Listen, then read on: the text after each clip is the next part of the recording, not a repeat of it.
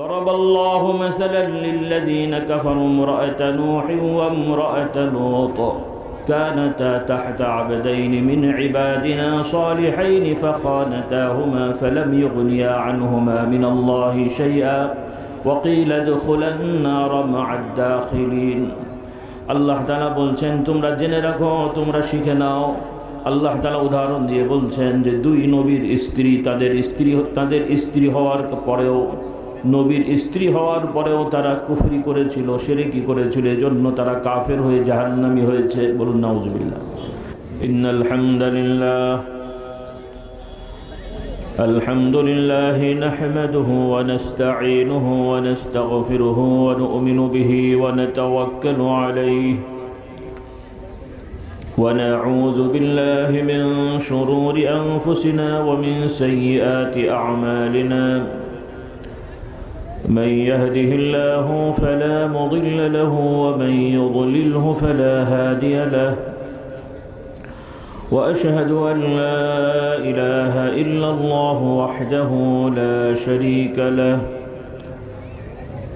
وأشهد أن محمدا عبده ورسوله صلى الله عليه وعلى آله وأصحابه وبارك وسلم. أما بعد فأعوذ بالله من الشيطان الرجيم. بسم الله الرحمن الرحيم. ما كان محمد أبا أحد من رجالكم ولكن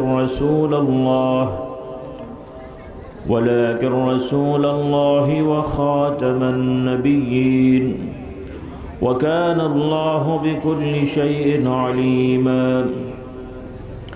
يا أيها الذين آمنوا اذكروا الله ذكرا كثيرا وسبحوه بكرة وأصيلا. আল্লাহ রাব্বুল আলামিনের শানে আমরা শুকরিয়া আদায় করছি, বলি আলহামদুলিল্লাহ। আল্লাহ তাআলার দয়া যে তিনি আমাদেরকে তাঁর সর্বশ্রেষ্ঠ সর্বশেষ নবী মুহাম্মদুর রাসূলুল্লাহ সাল্লাল্লাহু আলাইহি ওয়াসাল্লামের উম্মত হওয়ার তৌফিক দান করেছেন, উম্মত দাবি করার তৌফিক দিয়েছেন, বলি আলহামদুলিল্লাহ। আমার ভাই বোনেরা, নিয়মিত বাৎসরিক ওয়াজ মাহফিল এখানে হচ্ছে, আরও বিভিন্ন জায়গায় হচ্ছে। খুবই গুরুত্বপূর্ণ বিষয় ওয়াজ মাহফিল। তবে অনেক জায়গায় ওয়াজের নামে ওয়াজ হচ্ছে না, তাফসিরুল কোরআনের নামে তাফসির হচ্ছে না। মূল কথা, আমরা অনেক ভালো ভালো নাম অনেক জায়গায় ব্যবহার করলেও সেই কাজগুলো সঠিকভাবে পালন হচ্ছে না, যার কারণে আজকে আমাদের এই দুরবস্থা। এমনকি আমরা মুমিন মুসলিম দাবি করেও ঈমান ইসলাম বিরোধী বিশ্বাসও আমাদের মুসলমানদের মধ্যে রয়ে গেছে। বলুন নাউযুবিল্লাহ। আগে থেকে এগুলো প্রচলিত, তারপরও এখন মিডিয়ার যুগ, ব্যাপকভাবে বেশ কিছুদিন, কয়েক মাস আগে বা বছরখানিক ছড়িয়েছে। কোনো এক বক্তা সাহেব, সেও পাগড়িওয়ালা, দাড়িওয়ালা, টুপিওয়ালা, নামে মুফতি আছে, ওয়াজের নামে সে বলছে, যার সারমর্ম কথা, আল্লাহর ধন আল্লাহ নবীকে দিয়ে আল্লাহ হয়েছেন গায়েব হয়ে, নবীর ধন খাজা বাবা নিয়ে শুয়ে আছেন আজমিরে, কেউ ফেরে না খালি হাতে। শুনেছেন এমন কথা? তা আমি বলে থাকি, বর্তমানে যদি আবু জেহেলও বেঁচে থাকতো আর এই কথা শুনতো, আবু জেহেল নিজেই যে বক্তার গলা টিপে ধরতো, যেটা কোনো কথা হলো? আপনারা আবু জেহেলকে খুব ভালো জানেন না খারাপ জানেন? আপনার কার কার গরু চুরি করেছিল আবু জেহেল, বলেন তো? খারাপটা কি? তা আবু জেহেল গরু চোরও না, মুরগি চোরও না। কাবা শরীফের দায়িত্ব পালনও করেছিল আবু জেহেলরা, কিন্তু কোনো বর্ণনা নেই যে আবু জেহেল কাবা শরীফের ফান্ডের টাকা চুরি করেছে। কিন্তু এই বাংলাদেশের মুসলমান নামধারী দাড়িওয়ালা টুপিওয়ালা মসজিদ কমিটির সদস্যরা মসজিদের টাকা আত্মসাৎ করার ঘটনা আপনাদের এলাকায় নেই মনে হয়। হাইরে মুসলমানের অবস্থা! তো এই রকম মুসলমান শতকরা যদি 112% হয়, হবে তো নাকি? হবে না? মানে 100 জনের মধ্যে যদি 112 জনও হয় না? এই দেশে তো সবই হয় রে ভাই। হ্যাঁ, ভোটার হলো 1000, ভোট পড়ে 1500। তো তাই যদি হতে পারে তো তাও তো হবে নাকি বলেন? আল্লাহ আমাদের হেদায়েত দান করুন। কি না হচ্ছে, আল্লাহ সবাইকে হেদায়েত দান করুন। তাহলে মুসলমান সাধারণত দূরের কথা, বক্তা হুজুর মাওলানারাও অহরহর কুফরি শিরকি কথা বলছে, অথচ তারা বলছে আমরা মুসলমান, মুখেও বলছে লা ইলাহা ইল্লাল্লাহ, বলে কি আর করে কি? এজন্য আমি আগেও বলতাম, এখনও বলি যে মক্কার মুশরিকেরা কলেমার অর্থ বুঝেছিল বলে বলতে চাইনি, কারণ মুখে এক বলবো কাজে এক করব, অত নিম্নমানের লোক ওরা হয় নাই। কিন্তু এখন আমরা মুসলমান নামধারী, মুখে কলেমাও পড়ি, আর কলেমার একদম পুরো উল্টো কাজটা করতেও আমাদের দ্বিধা হয় না। আল্লাহ আমাদের সবাইকে হেদায়েত দান করুন। তো আমার ভাই বোনেরা, আল্লাহ তাআলা যে পরিচয় আমাদেরকে দয়া করে দিয়েছেন কোনো কষ্ট ছাড়াই, কারণ সবাই মোটামুটি আমরা বংশীয় মুসলমান, বলি আলহামদুলিল্লাহ, এটা বড় নিয়ামত। কারণ বংশীয় মুসলমান না হলে আজকাল নতুন করে ইসলাম বুঝে মুসলমান হওয়ার সংখ্যা খুব কমে গেছে।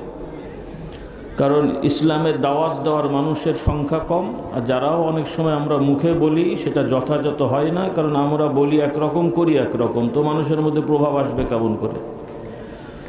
কিন্তু আল্লাহর নবীর সাহাবারা, তাবেঈনরা, তারা বিভিন্ন এলাকায় গেছেন, তাদের আচার আচরণ কথাবার্তায় মানুষ প্রভাবিত হয়ে এমনি মুসলমান হয়ে গেছেন। বলুন সুবহানাল্লাহ। আজকে এই ভারতবর্ষের ইতিহাস আছে, কারণ যে দেশে আমরা বসবাস করছি, এই যে বর্তমানে এই দেশটার নাম কি? বাংলাদেশ। এখন এই নাম বাংলাদেশ, 55-60 বছর আগে ছিল কি দেশ ছিল? পূর্ব পাকিস্তান, পাকিস্তানের একটা অংশ। 100 বছর আগে ছিল ভারতবর্ষ। এভাবে এই পুরো বেলটা একটা সময়, বর্তমান যেগুলো পাকিস্তান, বাংলাদেশ, নেপাল, ভুটান, এগুলো সবই এক সময় ভারতের বৃহত্তর ভারত ছিল।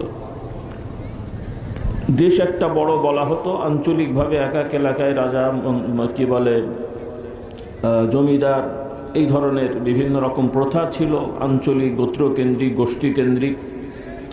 এরপরে কিছু কিছু অঞ্চল একটা সময়, একটা বড় অংশ মুসলমানরা শাসন করেছেন। এরপরে ব্রিটিশরা এসে দখল করলো, শাসনের নামে শোষণ করলো। এক পর্যায়ে আল্লাহ তাআলার দয়া হলো যে সুন্দরভাবে এই দেশের আঞ্চলিক মানুষেরা দেশ শাসনের ভার নিলেন, ব্রিটিশদের খেদিয়ে নিজেরা দাবি করলেন আমরা স্বাধীন হলাম। ব্রিটিশরা শোষণ করত, এখন আপনারা খুব শান্তিতে আছেন নাকি বলেন? খাতা কলমে ওদেরকে গালাগালি করি, ওরা তো অন্য দেশের লোক, এই দেশে উড়ে এসে জুটে বসছিল। কিন্তু ওরা যা জুলুম করেছে তার থেকে আপনারা নিজেরাই, মামাতো ভাই, চাচাতো ভাই, খালাতো ভাই, এরা তার থেকে বরং বেশি জুলুম করছে। আল্লাহ আমাদের সবাইকে হেদায়েত দিন। তো আমার ভাইরা, এদেশে ইসলাম এসেছে তলোয়ার দিয়ে না, মারধর করে না, বরং উত্তম আচরণের মাধ্যমে মানুষ মুসলমান হয়েছিল। এটাই সত্য কথা, বলি আলহামদুলিল্লাহ।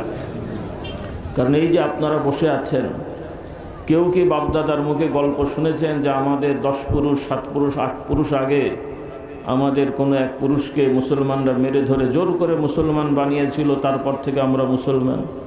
শুনেছেন এমন কথা?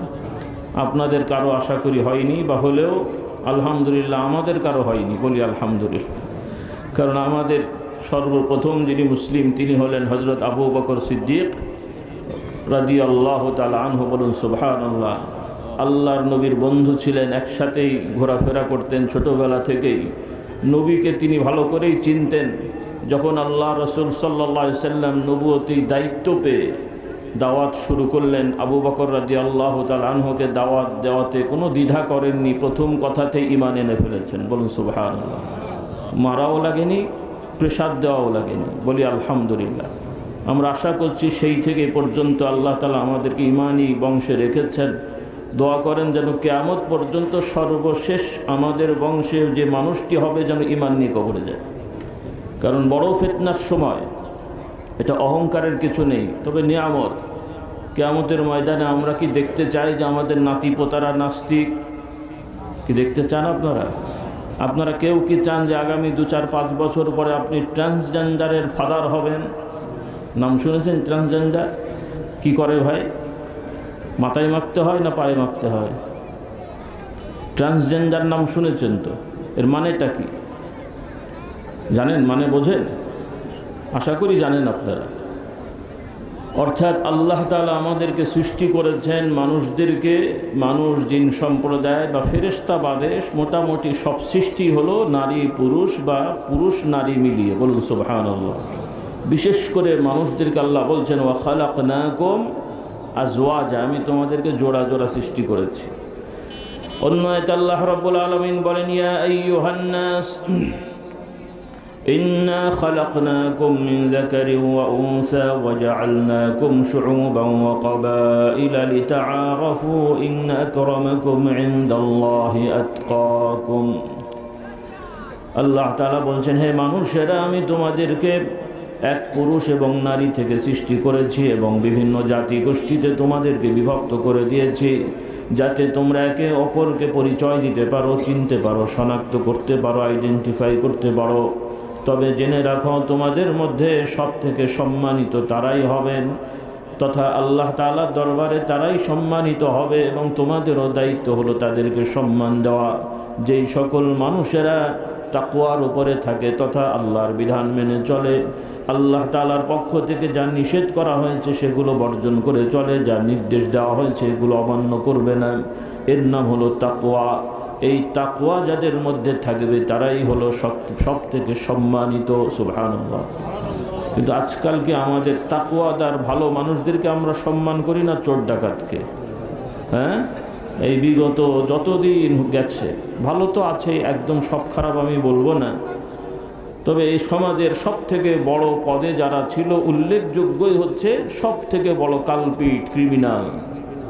হ্যাঁ, বিচারালয় থেকে নিয়ে প্রশাসন, জনপ্রতিনিধি, পার্লামেন্ট, উল্লেখযোগ্য আপনারাই তাদের পেছনে দৌড়েছেন, ফেরেশতারা দৌড়ায়নি। কি দৌড়াননি আপনারা?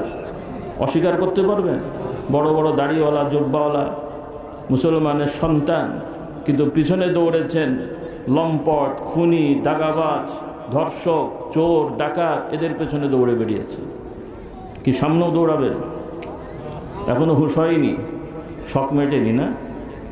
আরও শখ আছে মনে হচ্ছে, শখ মেটেনি, মানে আরও খেতে হবে ঠেঙানি মনে হচ্ছে। যা আল্লাহ হেদায়েত দান করুন।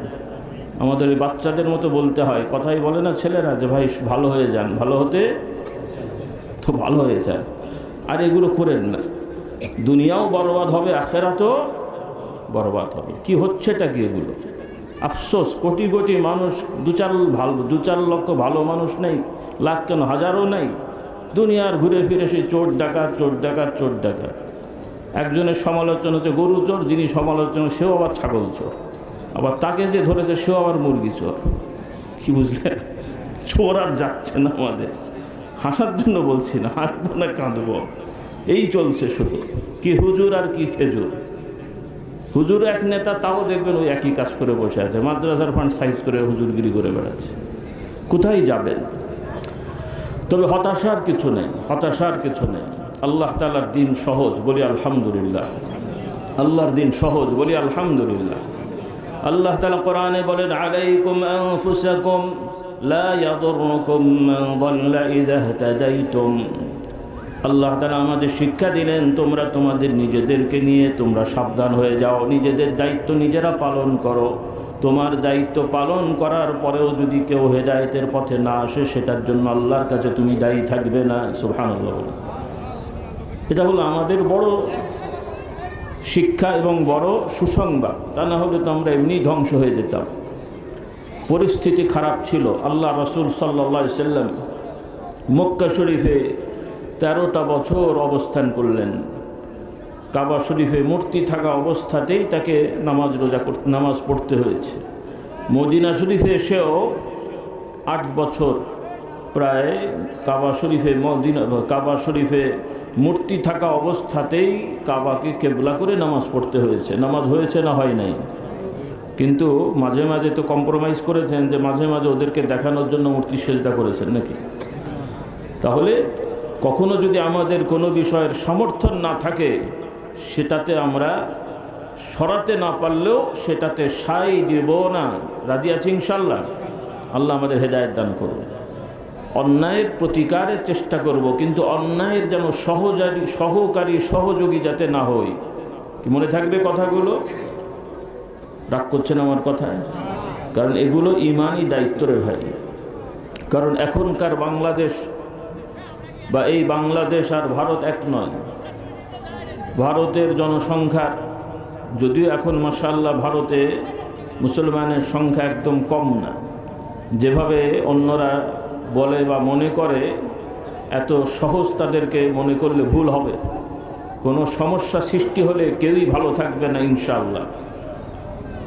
বেশি পায়তারা করলে কেউই সুস্থ থাকবে না, এটা মনে রাখতে হবে। কারণ আমরা এরকম নই। প্রথমত আমরা জনসংখ্যা অস্ত্রের শক্তিতে আমরা বিশ্বাসী না, আমরা ইমানের শক্তিতে বিশ্বাসী, বলি আলহামদুলিল্লাহ। এরপরে হলো আঞ্চলিকভাবেও যদি বলে হয়, বর্তমান বাস্তবতা হলো ভারতের প্রায় 33% মুসলমান, বা আরও বেশি হবে, তো কম হবে না, বলি আলহামদুলিল্লাহ। বাংলাদেশে 90% মানুষ মুসলমান, পাকিস্তানে কাছাকাছি হবে। কাজেই যদিও দেশ ভাগ হয়েছে, ইনশাআল্লাহ দরকার হলে জোড়া রাখতেও দেরি হবে না। কথা বুঝলেন? এবার সেই সময় বুঝে দেখেন হিসাবটা কি হয়। তথা মুসলমান আর অমুসলমান তখন 50-50 নয়, বরং 60-40 ছাড়া অন্য কিছু হবে না ইনশাআল্লাহ। আর আমরা বিশ্বাস করি আল্লাহর উপরে। আমাদেরকে খাওয়াবেন কে? আপনাদের খাওয়াবেন কে? আর ওনারা বিশ্বাস করেন ফসল খাওয়াবে, দেবদেবী খাওয়াবেন, এজন্য তারা দুনিয়ার হিসাবে তারা সন্তান নেয়। আমরা বিশ্বাস করি আল্লাহ আমাদের খাওয়াবেন, সন্তানকে দেবেন। কাজে এমনিতেও তাদের সংখ্যা কমে যায়, নিজেদের ছেলে মেয়ে নেয় না, এজন্য কমে যায়, আর দোষ পড়ে আরেকজনের। কথা বুঝতে পারেননি?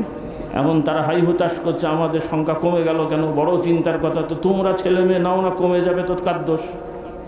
কথা বুঝেননি? এখানে কি মেরে ধরে কমানো হয়েছে? তো মূল কথা একটু বোঝার চেষ্টা করবেন। আপনারাও নিয়মতান্ত্রিকতার বাইরে কথা বলবেন না, ফালতু কথা বলতে যাবেন না, কারণ এতে করে দুষ্টরা আরও সুযোগটা বেশি পাবে। আমাদেরকে ধৈর্য ধারণ করতে হবে, নিয়ম মোতাবেক কথা বলতে হবে, কথার থেকে কাজ বেশি করতে হবে। রাজি আছি ইনশাআল্লাহ? এই কথাগুলো মনে রেখেন। তো যে কথা বলছিলাম ভাইরা, বাংলাদেশ বর্তমান আপনারা 90% মানুষ মুসলমানের সন্তান মুসলমানের, কিন্তু কোরআন হাদিসের আলোকে আমরা কতটুকু মুসলমান হতে পেরেছি একটু নিজেরা বিবেচনা করব। রাজি আছি ইনশাআল্লাহ? শুধু বংশ হলেই হবে না রে বাবা। আল্লাহ তাআলা কোরআন পাকে উদাহরণ দিয়ে বলেছেন, দরাবাল্লাহু মাসালান লিল্লাযীনা কাফারু ইমরাআতা নূহিন ওয়া ইমরাআতা লূত كانتا تحت عبدين من عبادنا صالحين فخانتاهما فلم يغنيا عنهما من الله شيئا وقيل ادخلا النار مع الداخلين। আল্লাহ তাআলা বলছেন তোমরা জেনে রাখো, তোমরা শিখে নাও। আল্লাহ তাআলা উদাহরণ দিয়ে বলছেন যে দুই নবীর স্ত্রী, তাদের স্ত্রী হওয়ার পরেও, নবীর স্ত্রী হওয়ার পরেও তারা কুফরি করেছিল, শিরকি করেছিল, এজন্য তারা কাফের হয়ে জাহান্নামী হয়েছে। বলুন নাউজুবিল্লাহ। নবী তো তার দায়িত্ব পালনে ত্রুটি করেন, তো নবীর স্ত্রী হয়েও নবীর আদর্শ না মানার কারণে কাফের হয়েছে। আর এই নবীর স্ত্রী কাফের অবস্থায় মারা যাওয়ার কারণে কিয়ামতের ময়দানে আল্লাহ তাআলার দরবারে নবীরাও তাদের জন্য সুপারিশ করার অনুমতি পাননি, এবং তারা জাহান্নামীদের সাথে তারাও জাহান্নামী হয়ে গেছে। বলুন নাউজুবিল্লাহ। এটা হলো ইসলামের শিক্ষা। কাজে আমরা মুসলমানের ঘরে জন্ম নিয়ে যদি ইমান ইসলাম বাদ দিয়ে চলি, নামে মুসলমান হই, কবরে নাজাত পেয়ে যাব, হাসরে নাজাত পেয়ে যাব, নবী আমাদের জন্য সুপারিশ করবেন, এই আশা নিলে ভাবা ভুল হবে এবং মন কলা খাওয়া হবে, বাস্তবে কিছুই হবে না।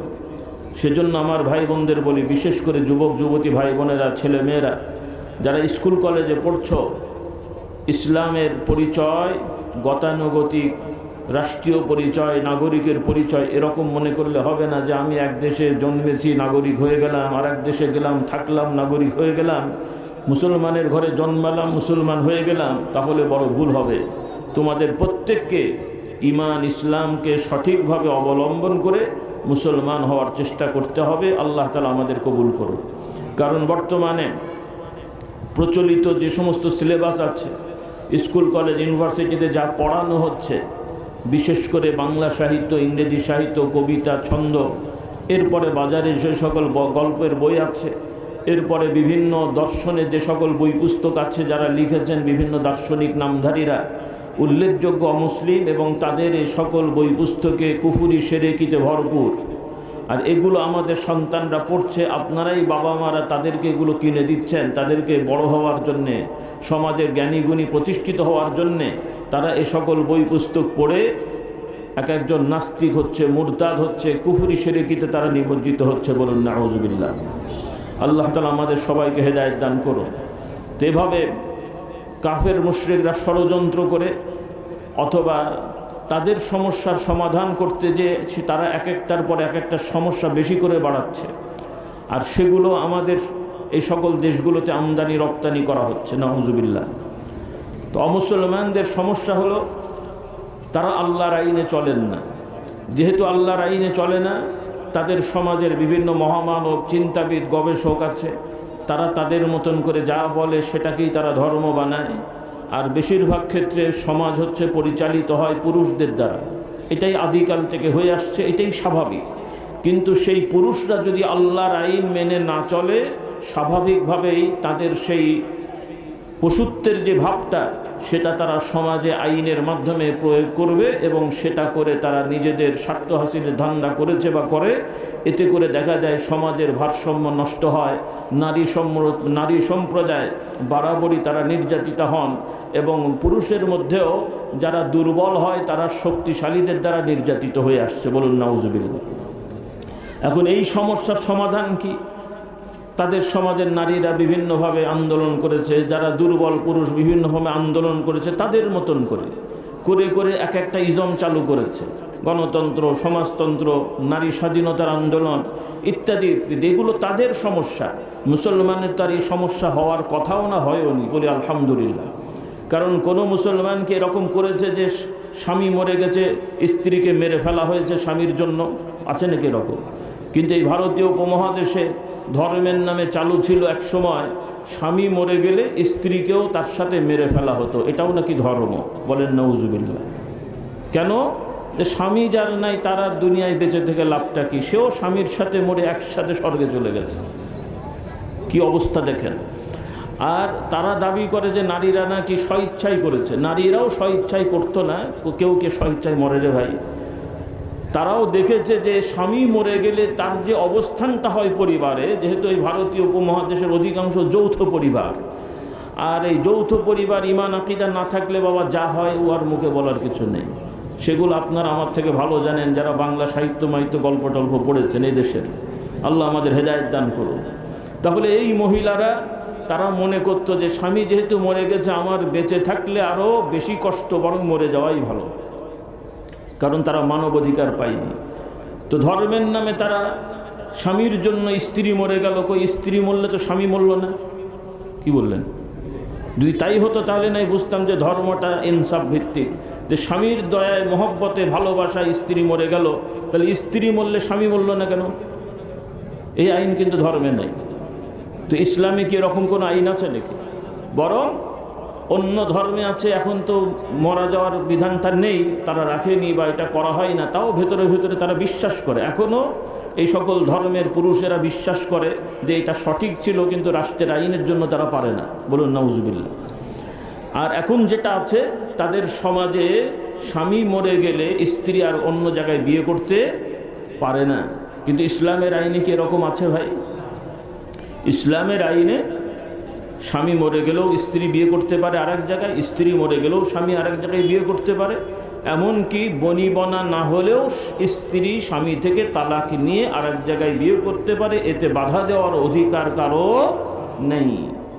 তাহলে মুসলমান সমাজে নারীরা কি নির্যাতিত হতে পারেন যদি আমরা ইসলাম মানি? তবে আপনারা অনেকেই মানেন না, যার কারণে এই সুযোগগুলো বেশি পায়। কারণ এখন পর্যন্ত দেখা যায়, আমরা গ্রামগঞ্জে বিভিন্ন জায়গায় ঘুরি তো ভাই, খবর রাখি, এখন পর্যন্ত দেখা যায় যে অনেক ভাইয়েরা, পুরুষেরা তাদের বোনদের হক, অধিকার, ঘর বাড়ি, জায়গা জমি, টাকা পয়সা ঠিক মতো বন্টন করেন না। আপনাদের এই সমস্যা নাই মনে হয়? হ্যাঁ, শুধু ভাইরা কেন, এমনকি বাপও অনেক সময় দেখা যায় যে মেয়েদেরকে সম্পত্তি না দিয়ে সব বন্ধু ছেলেদেরকে দিয়ে দেয়। অবশ্য বাপদের দোষ কম, বুড়ো হয়ে যায়, তালমাল থাকে না, এই ছেলেগুলো বুঝিয়ে বাজিয়ে বলে যে বোনদের তো ভালো জায়গায় বিয়ে হয়ে গেছে, আমাদেরকে দিয়ে দেন। এই সমস্যা মনে হয় নাই? দেখো বুড়ো মানুষ বেচারা মরার আগেও একটা ঝামেলা পাকিয়ে দিয়ে গেল, আর কাজ খুঁজে পাইনি। তো ভাইয়েরা, যে জন্য বলতে চাই, আমার যুবক যুবতী ভাই বোনেরা যারা স্কুল কলেজে পড়ছো, আপনাদের ছেলে মেয়েদেরকে দিন শেখান। কারণ আপনাদের ছেলে মেয়েরা যারা এই গতানুগতিক স্কুল কলেজে পড়ছে, আগে থেকে যদি দিন না শেখান তাহলে এরা স্বাভাবিকভাবেই তারা নাস্তিক হওয়াটাই স্বাভাবিক, বরং ঈমান রাখলে এটা বলা যায় মিরাকেল। হয়তো শুনতে খারাপ লাগবে কথাটা, তারা হয়তো মসজিদে আসলেও তাদের ঈমান থাকবে না, রোজা রাখলেও তাদের ঈমান থাকবে না, কারণ এমন এমন কুফরি শিরকি বিশ্বাস তাদের মধ্যে ঢুকে যাচ্ছে যেটা কল্পনাও করতে পারেন না। কারণ আল্লাহ তাআলার বিধানের স্পষ্ট হারামগুলো তারা হালাল জানে। নাউজুবিল্লাহ। বর্তমান বাংলাদেশের অধিকাংশ ইউনিভার্সিটি কলেজে পড়া ছেলে মেয়েরা বিশ্বাস করে সুদে কোনো সমস্যা নেই, বলেন নাউজুবিল্লাহ। এরপরে লিভ টুগেদার যেটাকে বলা হয়, যে বিবাহ ছাড়াও অ্যাডাল্ট হয়ে গেলে ছেলে মেয়ে একসাথে ঘুরবে থাকবে, আর বাকিটা বলছি না, এটাও কোনো অপরাধ নয়। বাংলাদেশের একটা উল্লেখযোগ্য ছেলে মেয়ের এটা বিশ্বাস করে, বলুন নাউজুবিল্লাহ। এরপরে আবার নতুন পায়তারা শুরু হয়েছে। প্রথমত মানুষ আমরা জানি নারী পুরুষ, মাঝখানে আবার আইন করা হলো তৃতীয় জেন্ডার, থার্ড জেন্ডার, যেটাকে স্বাভাবিকভাবে বাংলায় কি বলা হয়? বাংলায় বলা হয় একটা শ্রেণীর মানুষ যারা শারীরিকভাবে তাদের কিছু সমস্যা আছে, যেটাকে হিজড়া বলা হয়, বাংলায় বলে। তো এটাকেই আইনের ভাষায় তারা নাম দিয়েছে তৃতীয় লিঙ্গ, কিন্তু থার্ড লিঙ্গ বা এরকম।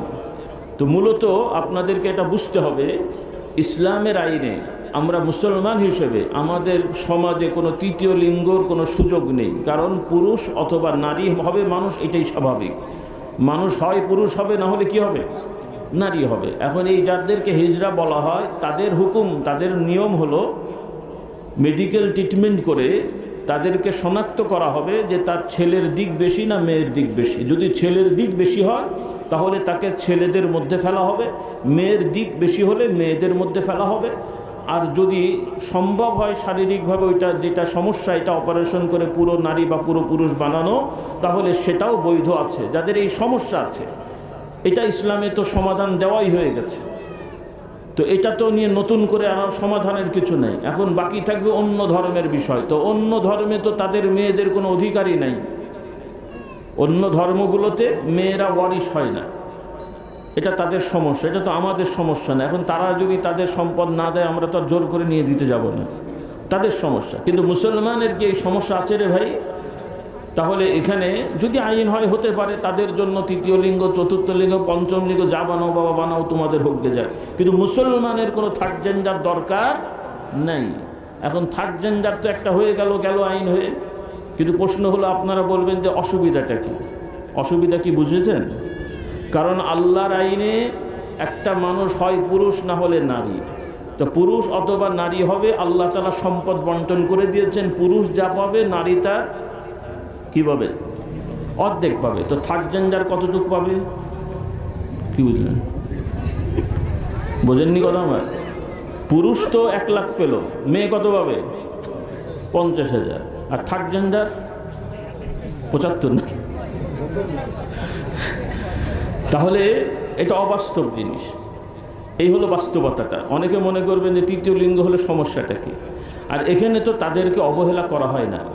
যারা মুসলমান, আপনি মুমিন হলে, কারণ মুসলমান আল্লাহ না করুক তার সন্তান যদি এই ধরনের অসুস্থ হয়, তাহলে সে তার সন্তানকে নিজের কাছেই রাখবে। ওই যেটা আমাদের বাংলাদেশ বা ভারতের সমস্যা, এদেরকে ওই একটা গোষ্ঠীর কাছে তুলে দেওয়া হয়, এটা সম্পূর্ণ হারাম কাজ। কোনো বাবা মা এই কাজ করতে পারেন না। যদি করে থাকেন আল্লাহ তাআলার কাছে দায়ী হয়ে যাবেন। কারণ আল্লাহ তাআলা যাকে যা দিয়েছেন ওইটাতেই সন্তুষ্ট থাকা, এটাই ঈমান। ওইটাই কি? ঈমান। আল্লাহ তাআলা আমাদেরকে হেদায়েত দান করুন। এখন একটা বর্তমান বড় সমস্যা, পায়তারা হচ্ছে, আগে থেকে হচ্ছে, এখনও কিন্তু হয়ে যাচ্ছে। এখন অত হাক ডাক দিয়ে বলছে না মার খাওয়ার ভয়, কিন্তু আপনাদের সচেতন থাকতে হবে। সেটা হলো এই ট্রান্সজেন্ডার নামক চতুর্থ লিঙ্গ নয়, এটা চতুষ্পদ জানোয়ার বানানো হচ্ছে। কি বানানো হচ্ছে? চতুষ্পদ জানোয়ার। এটা বললেও আবার গরু ছাগলেরা মামলা করার ভয় আছে, কারণ ওরা বলবে যে আমাদের মানহানি হয়ে গেছে। এগুলো ওগুলোর মধ্যেও পড়ে না। এটার মানেটা হলো যে একদম সুস্থ পুরুষ সে হঠাৎ করে দাবি করবে যে তার মনে হচ্ছে কেন যেন সে নারী নারী ভাব, সে এখন যে কোর্টে বলবে যে আমার মনে হচ্ছে আমি নারী নারী, আমি মেয়েদের মতোই থাকতে চাই, তার স্বীকারোক্তি মোতাবেক কোর্ট স্বীকৃতি দেবে উনি হলেন ট্রান্সজেন্ডার, অর্থাৎ পুরুষ নারী হয়ে যাবে, নারী পুরুষ হয়ে যাবে। বলুন নাউজুবিল্লাহ। কি মেনে নেবেন আপনারা? খুশি হওয়ার কথা তো, যে আগে ছেলে মেয়ের বাপ হতেন, এখন আপনারা নতুন একটা প্রমোশন পেয়ে যাবেন, ট্রান্সজেন্ডারের ফাদার হবেন, গ্র্যান্ড ফাদার হবেন, নাকি নানা দাদা হবেন। এটা খুশি খুশি লাগছে মনে হয় কি? তাই তো, হাসার জন্য বলছেন। এই দিন বেশি দেরি নাই, যদি সচেতন না হন আপনার ঘরে ঘরে এটা হতে পারে। এই পায়তারা করা হচ্ছে। তো আমরা মুসাফির হালতে দোয়া করি, যেই শয়তানগুলো এগুলো করার ধান্দা করছে, আল্লাহ যেন ওদের বউ ছেলে মেয়েদের মধ্যে এগুলো দান করেন। এবার বুজুক ঠেলাটা কেমন, কি বলেন? বুজুক ঠেলা কিরকম? এরকম এগুলোকে কঠোরভাবে প্রতিরোধ করতে হবে। এই ধরনের কোনো আইডিওলজি, চিন্তা ফিকির যদি আপনার এলাকায় গ্রামগঞ্জে কোনো চিন্তাবিদ নামক উদ্ভিদ নাপিত বলে, এদেরকে প্রতিরোধ করতে হবে, এদেরকে এলাকা ছাড়া করতে হবে। কি রাজি নেই মনে হয়? কি রাজি? ইনশাল্লাহ। প্রতিরোধ ছাড়া হবে না এগুলো। কারণ সোজা আঙুলে এই যে এখন যা হওয়ার হয়েছে, যেভাবে হয়েছে আর কি, আল্লাহ তাআলা করিয়েছেন। যদি এর পেছনে কলকাঠি বিভিন্ন আছে, থাকবেই, এটা তো একটা নিয়ম। আল্লাহর বৃষ্টি দেন তবে মেঘটা তো হয়, হ্যাঁ? আল্লাহ ফসল দেন, চারা তো লাগাতে হয়। তো আমার এই ছোট কচি কাঁচা বাচ্চারা প্যাঁপু করে একটু চিল্লাচিল্লি করেছে, আল্লাহ তাআলা রহম দিয়েছেন, বলি আলহামদুলিল্লাহ। বড়দের কারণে হয়নি, কেন ওদের ওই প্যাঁপু কবুল হয়নি। সবই তো ওই একই জিনিস, সবই তো একই জিনিস, যার কারণে ওদের দ্বারা হয় নাই, আল্লাহ তাআলা এই ছোটো বাচ্চাদের দ্বারা করিয়েছেন, বলি আলহামদুলিল্লাহ। কিন্তু শয়তান তারা এখন বসে নাই, এখন এদের রক্তের উপরে এখন নিজেরা স্বার্থ হাসিলের পায়তারা করে বেড়াচ্ছে একটি মহল, কিন্তু তা করতে দেওয়া হবে না ইনশাআল্লাহ। আপনাদের সচেতন হতে হবে যে আপনাদের এই সন্তানদেরকে নিয়ে যেন কোনো ধরনের স্বার্থ অন্বেষী মহল কোনো ধরনের স্বার্থ হাসিল করতে না পারে। কি রাজি আছি ইনশাআল্লাহ? এজন্য আমাদের ছেলে মেয়েদেরকে যোগ্য উত্তরসূরি বানাতে হবে। সর্বপ্রথম তাদেরকে ঈমান আকীদায় মজবুত করতে হবে। ঈমান আকীদা যদি মজবুত না হয় ভাই, তাহলে এই জাগতিক বিদ্যা বুদ্ধি দিয়ে আপনার অগ্রসর হতে পারবেন না। এটা বিশ্বাস করতে হবে। আল্লাহ তাআলা আমাদের সবাইকে হেদায়েত দান করুন, বলুন আল্লাহুম্মা আমিন। তো আসুন, আমরা মুসলমানের ঘরে জন্মেছি, মুসলমান হয়ে থাকি, মুসলমান হয়ে মরার চেষ্টা করি। রাজি আছি ইনশাআল্লাহ? আল্লাহ তাআলা বলছেন তোমরা মুসলমান না হয়ে মরো না। মুসলমান হতে হলে আল্লাহ তাআলার সব আইনগুলো অন্তর দিয়ে মেনে নিতে হবে। রাজি তো ইনশাআল্লাহ? ভাই বোন সবাইকে বলছি, আল্লাহ তাআলা পুরুষ নারী প্রত্যেকের দায়িত্ব বন্টন করে দিয়েছেন। সবাইকে ইবাদতের জন্য বানিয়েছেন, কিন্তু ইবাদতের নিয়ম ধরনের কিছু তফাৎ আছে। আল্লাহ তাআলা কোরআন পাকে বলেন, মান আমিলা সালিহাম মিন যাকারিন আও উনসা ওয়া হুয়া মুমিনুন ফালানুহয়িন্নাহু হায়াতান তাইয়্যিবা ওয়া লানাজজিয়ান্নাহুম আজরাহুম বিআহসানি মা কানু ইয়ামালুন। আল্লাহ তাআলা জানিয়ে দেন, পুরুষ হোক আর নারী হোক, যারাই ঈমানের সহিত সৎকর্ম করবে, ভালো কাজ করবে, তাদের দুনিয়ার হায়াতে আমি শান্তিময় আনন্দমুখর জীবনযাপনের ব্যবস্থা করে দেব। আর কিয়ামতের ময়দানে প্রতিদান দেওয়ার সময় তাদের কর্মের তুলনায় উত্তম প্রতিদান আমি তাদেরকে দান করব। সুবহানাল্লাহ। এই জন্য আমার ভাই বোনেরা, পুরুষরাও মহিলাদের ব্যাপারে সচেতন হবেন, নারীরাও আপনাদের ব্যাপারে সচেতন হবেন। কারণ বর্তমান আরেকটা বড় ফিতনা হলো, আমাদের মা বোনদেরকে শেখানো হচ্ছে নারী পুরুষ সব দিক থেকে সমান, অর্থাৎ পুরুষরা যা করবে নারীরাও সব করবে। এই শিক্ষা এখন আমাদের মা বোনদের দেওয়া হচ্ছে, পুরুষরাও আপনারা এটা মেনে নিচ্ছেন। এটাও একটা বড় অধঃপতনের কারণ। পুরুষ নারী, নারী নারী, পুরুষ পুরুষ, মানবিক অধিকার এক জিনিস। পুরুষ হিসেবে দায়িত্ব একরকম, নারী হিসেবে দায়িত্ব আরেক রকম। পুরুষের দায়িত্ব নারীর না, নারীর দায়িত্ব পুরুষের না। যদি সমান হয়, যারা বলেন সমানের কথা, তারাও কিন্তু সমান করতে পারেননি। স্বাভাবিকভাবেই দেখেন, রাষ্ট্রের মন্ত্রণালয় থাকে, বিভিন্ন মন্ত্রণালয় হয়েছে। রাষ্ট্রের মন্ত্রণালয়গুলো আগেও ছিল, শুরু থেকেই প্রায় দেশে আছে এগুলো, একটা মন্ত্রণালয় বা বিভাগ করা হয় বিভিন্ন প্রেক্ষাপটে, নাম দেওয়া হয় নারী ও শিশু বিষয়ক বা মহিলা শিশু বিষয়ক অধিদপ্তর বা মন্ত্রণালয়, করে না ভাই? আছে না একটা? আচ্ছা, পুরুষ বিষয়ক অধিদপ্তর গেল কোথায় বা মন্ত্রণালয় আছে নাকি? তাহলে দুটো হলো না? এইটাও তো বৈষম্য, আপনারা সমান করলেন কি করে? এরপরে সরকারি চাকরির ছুটির মধ্যেও আইন আছে যে মেয়েদের মা হওয়ার জন্য একটা বিশেষ ছুটি আছে, নাম কি? ম্যাটারনাল লিভ, মাতৃত্বকালীন ছুটি। কিন্তু বাবা হওয়ার জন্য কিন্তু পিতৃত্বকালীন ছুটি বা প্যাটার্নাল লিভ কিন্তু দেওয়া হয়নি। অবশ্য সংসদে উঠেছিল কিছুদিন আগে, পরে সব হেসে টেসে ওইটাকে বন্ধ করে রেখে দিয়েছে। তো হাসার কি আছে?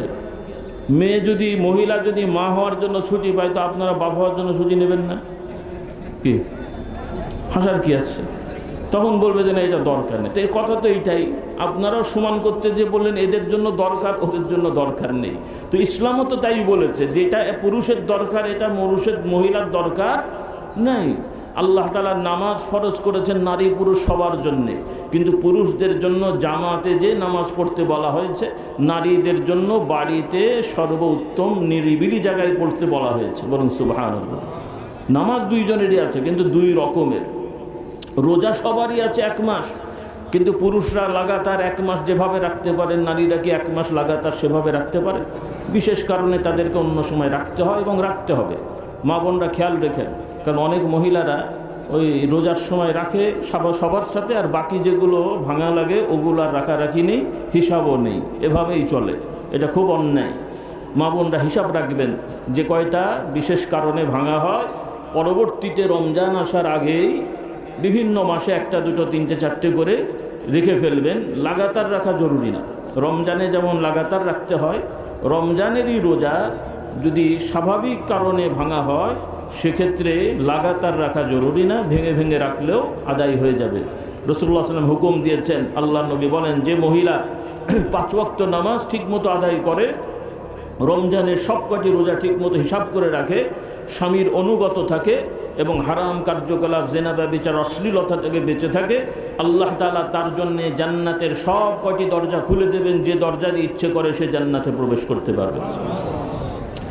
এরপরে আল্লাহ তাআলার বিধানে পুরুষদের দায়িত্ব হচ্ছে রাষ্ট্র পরিচালনা, সমাজ পরিচালনা, প্রতিরক্ষা, নিরাপত্তা, গোয়েন্দা বিভাগ, এগুলো দেখাশোনা, এগুলো হচ্ছে পুরুষদের দায়িত্ব। কাদের দায়িত্ব এগুলো? কাদের দায়িত্ব? এগুলো মহিলাদের দায়িত্বের মধ্যে পড়ে না। যদি মহিলারা কোনো সেক্টরে কাজ করতে চান, শরীয়তের নীতিমালা মেনে যদি কেউ করেন, পর্দা পশিদার সহিত, স্বামীর বিয়ের পরে স্বামীর অনুমতি সাপেক্ষে, বিয়ের আগে বাবার অনুমতি সাপেক্ষে পর্দা মেনে যেই জায়গায় পর্দা মেনটেন করা যাবে এবং রাষ্ট্রের এই কাজগুলো যদি মহিলারা করতে চান, সেটা অনুমোদন আছে, কিন্তু এটা তাদের মৌলিক কোনো দায়িত্বের মধ্যে পড়বে না। রাষ্ট্র সরকার অন্যায় করলো, প্রতিবাদ করতে হবে, তাদের কাছে যে জানাতে হবে, এটা পুরুষদের দায়িত্বের মধ্যে পড়ে, এটা মহিলাদের দায়িত্বের মধ্যে পড়ে না। এই বিষয়গুলো আপনাদের শিখতে হবে, কারণ আপনারা ইউরোপ আমেরিকার মতো নারী পুরুষ সব সমান বানিয়ে ফেললে এটা বড় ভয়ঙ্কর একটা পরিণতি হবে তাদের দেশে যেগুলো হয়েছে। আর সব থেকে বড় বিষয়, আল্লাহ তাআলা যেটা যাকে দায়িত্ব দেননি, যেটা যার কাজ আল্লাহ দেননি, সেটা তার ঘাড়ে চাপানো বা সে করতে যাওয়া, এটা কোনো মুমিন মুসলমানের কাজ হতে পারে না। এই শিক্ষাগুলো আপনারা সন্তানদেরকে দেবেন ভাইরা। এদের সাথে তাল মিলিয়ে তাদের মতন কৃষ্টি কালচার আপনাদের সন্তানদের মধ্যে আনবেন না দয়া করে। আমরা মুমিন মুসলিম, আমাদের সর্ব জায়গায় ইসলামের বিধান আসবে। রাজি আছি ইনশাআল্লাহ। সর্বশেষ কথার দিকে যেটা বলতে চাই, সামনে পরিবর্তন তো একটা হয়েছে, সামনে যে পরিবর্তনই আপনারা দেখতে চান, সবাই ন্যায় নীতির সাথে থাকবেন এবং ইসলামী রাষ্ট্র ব্যবস্থায় বিশ্বাস করবেন। প্রচলিত রাষ্ট্রবিজ্ঞানে বিভিন্ন বিষয় আছে, সংজ্ঞা আছে, বিভিন্ন নিয়মকানুন বলা হয়েছে, এগুলো বিভিন্ন দেশের আঞ্চলিক বিষয়। তারা তাদের সমস্যার সমাধান খুঁজেছে, বলেছে, করেছে, সেটা তারা পায়নি বা পেয়েছে, আমাদের বিষয় না। আমাদের কারো কাছ থেকে ধার করার জরুরত নেই, আমরা তাদেরটা দেখব, পর্যালোচনা করব। কিন্তু মুসলমান হিসেবে আমাদের নিজস্ব রাষ্ট্র ব্যবস্থা আছে না নাই? আছে না নাই? আপনাদেরকে ইসলামের রাষ্ট্রনীতি শিখতে হবে, ইসলামী রাষ্ট্র ব্যবস্থার নিয়মকানুন জানতে হবে, সন্তানদেরকে শেখাতে হবে। এবং আমাদের চেষ্টা থাকবে যে এই বাংলাদেশ যেহেতু 90% মানুষ মুসলমানের সন্তান এবং প্রচলিত যতগুলো রাজনৈতিক দল আছে তারা সবাই মুসলমান দাবি করে এবং যতগুলো নেতা আছে মুসলমান দাবি করে, তাদের কাছেও দাওয়াত পৌঁছাতে হবে। যেহেতু আপনারা মুসলমান দাবি করেন, মুসলমানের সন্তান, কাজেই আপনারা কাফের মুশরিকদের নিয়মে রাষ্ট্র পরিচালনা করতে পারেন না, আপনারা মুসলমান ইসলামের নিয়মে রাষ্ট্র চালাতে হবে। কি রাজি ইনশাল্লাহ? এই মেহনত করা যাবে তো ইনশাল্লাহ?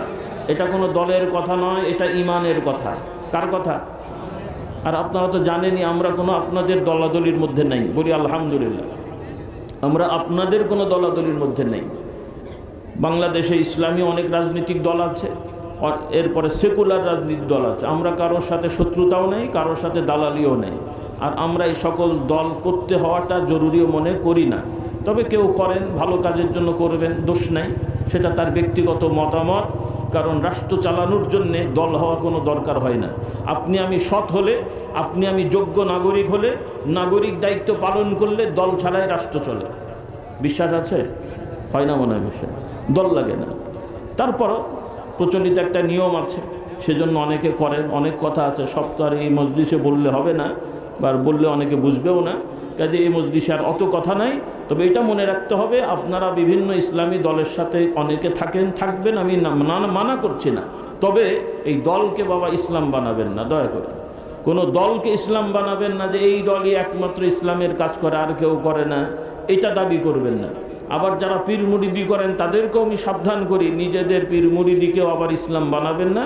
কোনো দরবারকে মক্কা শরীফ, কাবা শরীফও বানানো যাবে না। আমাদের ঝামেলা হয়েছে, কিছু কিছু পীর দরবাররা আছে, তারা এমনভাবে ভাবসাব নাই যেন মনে হয় ওই দরবারটাই মক্কা শরীফ, কাবা শরীফ, ওই হুজুরই যেন একটা নতুন নবী চলে আসছে।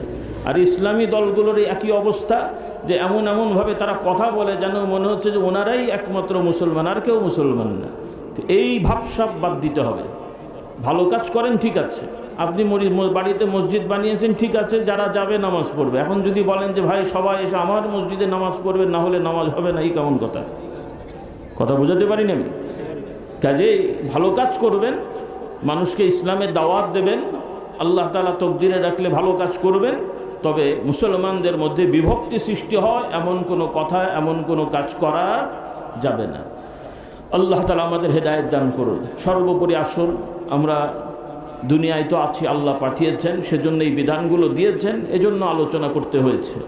তবে দুনিয়া তো সব নয়, আখিরাতের সম্পদ আমাদেরকে দুনিয়া থেকে করে নিয়ে যেতে হবে। রাজি আছি ইনশাআল্লাহ? আল্লাহ তাআলা ইরশাদ করেন, আল মালু ওয়াল বানুন জিনাতুল হায়াতিদ দুনিয়া ওয়াল বাকিয়াতুস সালিহাতু খায়রুন ইনদা রাব্বিকা সাওয়াবান ওয়া খায়রুন আমালা। আল্লাহ তাআলা বলছেন যে তোমাদের সম্পদ, তোমাদের সন্তান, এগুলো হচ্ছে দুনিয়ার অলংকার, সাজসজ্জা। এগুলো দিয়ে তোমাদের দুনিয়ার হায়াতটাকে সাজিয়ে দেওয়া হয়েছে, সম্পদ দিয়ে, সন্তান দিয়ে সাজানো হয়েছে। মূলত এটাই তোমাদের মূল সম্পদ নয়, এটাই তোমাদের মূল মাপকাঠি নয়, এটাই তোমাদের মূল ভরসার জায়গা নয়। বরং তোমরা যেই ভালো কাজগুলো করে, ভালো কথাগুলো বলে, ভালো ভালো কর্ম করে, নেক আমল করে, ইবাদত বন্দিগি করে, যেটা তোমরা আল্লাহর দরবারে জমা রেখেছো, আল্লাহর কাছে বাকি রাখা হয়েছে, আল্লাহ তাআলার দরবারে যেটা পাঠানো হয়েছে, এটাই হলো তোমাদের সবথেকে বড় সম্পদ। সুবহানাল্লাহ। এই যে আপনারা কিছু সময় এখানে ব্যয় করলেন, এটার হয়তো দুনিয়াবি দৃষ্টিতে টাকা পাবেন না, কিন্তু এই সময়ের মূল্য ইনশাআল্লাহ ইখলাসের সহিত হয়ে থাকলে আখেরাতে যে পাবেন, তখন হয়তো মনে হবে যে আরও বেশি সময় দিলাম না কেন। এরপরে নামাজ, রোজা, দান, খয়রাত, অর্থাৎ জিকির, আজকার, তসবিহ, তাহলিল পড়া, কোরআন তেলাওয়াত করা। আমরা আজকাল ইদানিং, আল্লাহ আমাদের হেদায়েত দান করুন, অনেকে ফেসবুক, ইউটিউবে ঘন্টার পর ঘন্টা সময় নষ্ট করি, কিন্তু মসজিদে যে 1 ঘন্টা, আধা ঘন্টা, 20 মিনিট একটু বসে জিকির আজকার করার মন মানসিকতা আমাদের অনেকেরই নেই। এই সমস্যা আছে না নেই রে ভাই? আল্লাহ আমাদের হেদায়েত দান করুন। সেজন্য ভাই বোন সবাইকে বলছি, আসুন ফরজের পাশাপাশি একটু নফল সুন্নত, মুস্তাহাব আমলগুলো আমরা একটু করার চেষ্টা করি। নফল নামাজ, নফল জিকির, কোরআন তেলাওয়াত, এগুলো একটু আদায় করার চেষ্টা করি। আল্লাহ তাআলা আমাদের সবাইকে তৌফিক দান করুন। আমার ভাইদের আহ্বান করি, আলহামদুলিল্লাহ অনেকেই, কিছু ভাইয়ের অভ্যস্ত আছেন, অনেকেই আগে থাকলেও বয়সের কারণে পারছেন না। তবে যারা আলহামদুলিল্লাহ মধ্যম বয়সী আছেন, যুবকরা আছো, তারা চেষ্টা করো ইনশাআল্লাহ, মা বোনরা চেষ্টা করেন বাড়িতে। রাসূলুল্লাহ সাল্লাল্লাহু আলাইহি ওয়াসাল্লাম আমাদেরকে উৎসাহিত করেছেন, সুসংবাদ দিয়েছেন। রাসূলুল্লাহ সাল্লাল্লাহু আলাইহি ওয়াসাল্লাম বলেন, যে ব্যক্তি ফজরের নামাজ সালাত মসজিদে যে জামাতের সহিত পড়বে, এরপরে মসজিদে বসে থেকে জিকির আজকার করে সূর্য ওঠা পর্যন্ত বসে থেকে 2 রাকাত নামাজ আদায় করবে, সূর্য ওঠার পরে অথবা 4 রাকাত পড়বে 2 রাকাত করে, আল্লাহ তাআলা তার এই আমলের ওসিলায় তার নামায় আমলে পূর্ণাঙ্গ একটা হজ এবং ওমরার সওয়াব দান করবেন। তবে এই আমল করার জন্য আপনাকে আরেকটা সুন্নত আমল করতে হবে, সেটা না হলে এটা সম্ভব হওয়াটা কঠিন হয়। সেটা হলো তাড়াতাড়ি ঘুমানোর অভ্যাস করা। এটা শরীরের জন্যও ভালো, ইবাদতের জন্যও ভালো। কারণ আজকাল আমাদের ভাই বোনদের একটা বড় অংশ কিন্তু ঠিকমতো তারা ঘুমান না, মানসিকভাবে তারা বিপর্যস্ত থাকেন, মেন্টালি তারা ক্রেজি থাকেন। আর নেতাদের কথা তো বাদই দিলাম, কি বলেন, একদিকে রাতে ঘুম হয় না, তার মধ্যে আবার বোতল খাওয়ার অভ্যেস, তার মধ্যে আবার এই চেলাবেলা পালতে হয়, ডাকাত গুন্ডা, মিজাজ ঠিক থাকে নাকি? এই জন্য স্টেজে এসে উল্টোপাল্টা বকে, কি বলেন? কাজেই এই জন্য বলতে চাই, পর্যাপ্ত ঘুমাবেন, ঘুমের মধ্যে কোনো কমতি রাখা যাবে না। ভালো ভালো খেতে হবে। কি খেতে হবে? কি খেতে হবে? যারাও কিছু ভালো খায় সাহেবেরা, সকালবেলা একটু দামি দামি ভালো খাবার খেয়ে এরপর একটা করে সিগারেট ধরিয়ে দেয়, যা খেয়েছিল সব গোল্লায় চলে গেল। কি বলে? সিগারেট অনেক ক্ষতিকর না? ভালো নাস্তা খেলেন, ভালো খাবার খেলেন, এরপরে সিগারেট টানলেন শরীর চাঙ্গা করার জন্যে, যা ভিটামিন টিটামিন ক্যালসিয়াম গেছলো পেটে সব গোল্লায় চলে গেছে। কিন্তু কাজে এই বিড়ি সিগারেট বাদ দিতে হবে। আল্লাহ আমাদের সবাইকে হেদায়েত দান করুন। সবাই জানে এটা খারাপ। আমার আব্বা রসিকতা করে বলতেন যে কুকুরের সামনেও যদি একটা বিড়ি খেয়ে ফেলে দেওয়া হয়, কুকুরও এটা শুনলে পালায়। তো মুসলমানের বাচ্চা যা কুত্তা খায় না সেটা ওরা খায়। বলেন নাউজুবিল্লাহ, অবস্থা দেখে। তো এই জন্য রুচিটা একটু পাল্টাতে হবে। ভালো ভালো খাবার খাবে। ছেলেদেরকে অভ্যাস করেন, প্রতিদিন অন্তত খেজুর খাওয়ার অভ্যাস করেন। বিশেষ করে যুবক বাচ্চাদের এটা খুব জরুরি। যদিও আমাদের বাংলাদেশের এটা অভ্যাস কম, তবে ভারতীয় বেল্টে বিভিন্ন জায়গায় এগুলো অভ্যাস আছে, এগুলো দরকারি। মোট কথা আল্লাহ তাআলা আমাদের হুকুম দিয়েছেন ভালো খাবার খেতে। বলুন সুবহানাল্লাহ। ভালো খাবার খেলে স্বাস্থ্য ভালো থাকবে, স্বাস্থ্য ভালো থাকলে ইবাদত করতে পারবেন। শরীর ঠিক না থাকলে, ইচ্ছা থাকলেও ইবাদত করা যায় না। আর ইমান ঠিক থাকলেও, শক্তি থাকলেও ইবাদত করা, তাহলে ইমানেরও শক্তি বাড়াতে হবে, শরীরের শক্তিও বাড়াতে হবে। এই জন্য আল্লাহ নবী বলেন, শক্তিশালী ইমানদার দুর্বল ইমানদারের থেকে ভালো। এই শক্তি শুধু শরীরের না, ইমানের শক্তিও লাগবে, শরীরের শক্তিও লাগবে। আল্লাহ আমাদেরকে সুস্থ থাকার তৌফিক দেন। এই জন্য ভাই বোনদের বলতে চাই, তাড়াতাড়ি ঘুমাবেন, ঈশার নামাজ পড়ে তাড়াতাড়ি ঘুমিয়ে যাবেন। তাহলে দেখা যাবে যে তাহাজ্জুদে উঠা যাবে। 2-4 রাকাত তাহাজ্জুদ পড়েন, আল্লাহ তাআলা দরবারে কান্নাকাটি করেন, দোয়া করেন। আপনার মনে যা যাবতীয় চাওয়া আছে আপনার সন্তানদের জন্য, আপনার নিজেদের জন্য আল্লাহর কাছে চাইবেন, ইনশাআল্লাহ কবুল হয়ে যাবে। আল্লাহ তাআলা আমাদের সবাইকে তৌফিক দান করুন। অনুরোধ থাকবে, মা বোনরাও তাহাজ্জুদটা পড়ার অভ্যাস করেন। পারিবারিক যে অশান্তি আল্লাহর কাছে বলবেন। সমাজে কিছু কুপ্রথা আছে, অনেক মহিলারা স্বামীদের সাথে গণ্ডগোল হয়, এজন্য স্বামীকে বশ করার জন্য বিভিন্ন জায়গায় তদবির করে। আপনাদের দেশে নাই মনে হয়। তো তাতে করে দেখা যায় ওই তদবির কারকরাও তো আবার পেয়ে বসে, তারাও ওই দেখা যায় নানান উল্টো পাল্টা তদবির দেয়, যেন বারবার তাদের কাছে যেতে হয়। আর এমন তদবির দেয় যে ওই তদবিরে স্বামী বসতে হয় না, অনেক জায়গায় দেখা যায় পাগলা হয়ে বসে আছে। কাজেই মা বোনদের বলবো, খবরদার এই স্বামী বশ করার নামে কোনো তদবির করতে যাবেন না। তাহলে উপায় কি? উপায় হলো তাহাজ্জুদের সিজদা। বলুন সুবহানাল্লাহ। বড় তদবির, শেষ রাতে উঠে তাহাজ্জুদে 2-4 রাকাত নামাজ পড়ে আল্লাহর কাছে কেঁদে কেঁদে বলেন, আল্লাহ আমার স্বামীকে হেদায়েত দান করেন। দেখবেন বশ হয়ে গেছে ইনশাআল্লাহ। আর স্বামীরাও যে স্ত্রী আপনার সাথে বেয়াদবি করে, আল্লাহর দরবারে দোয়া করেন যে আল্লাহ আমার স্ত্রীকে ভদ্র নম্র বানিয়ে দাও। দেখবেন কাজ হয়ে গেছে। বলুন সুবহানাল্লাহ। বিশ্বাস হয়নি মনে হয়? এটাই বড় তদবির। এটাই কি বড় তদবির। এর সাথে আল্লাহর সাহায্য চাইবেন, জিকির আজকার করবেন, সূরা ইখলাস, ফালাক, নাস, আয়াতুল কুরসি এগুলো পড়বেন। কারণ অনেক সময় কিছু মানুষের আছে জাদুটোনা করে এগুলো করার চেষ্টা করে, তবে আতঙ্কিত হওয়ার কিছু নেই। জাদুকরদের শক্তি যত বড়ই হোক, আল্লাহ তাআলার হুকুমের থেকে, শক্তি থেকে তাদের শক্তি বড় হতে পারে না। কাজে হতাশ হবেন না, নিরাশ হবেন না। কিছু ভাইয়েরা ভয় পেয়ে যায়, অমুক জাদু করে, অমুক এই করে, সেই করে, ওই করে। আরে এত ভয়ের কি আছে? ও যা পারে করুক গে যাক। আপনি আল্লাহর বান্দা হলে আল্লাহর প্রতি ভরসা রাখেন, আল্লাহর কাছে চান, দেখবেন ইনশাআল্লাহ সব কিছু আল্লাহ তাআলা ব্যবস্থা করে দিয়েছেন। তবে বান্দা হতে হবে কার? কার বান্দা হতে হবে? দোনোবন হলে তার হবে না। কিছু আল্লাহর হবেন, কিছু শয়তানের হবেন। ও টানাটানির মধ্যে আল্লাহ পছন্দ করেন না। হলে আল্লাহর হতে হবে, আর শয়তানের হলে না থাকেন শয়তানকে নিয়ে, আর কি বলবেন? কাজে আমরা কার বান্দা হব? দোনোবন করা যাবে না। আল্লাহ আমাদের হেদায়েত দান করুন।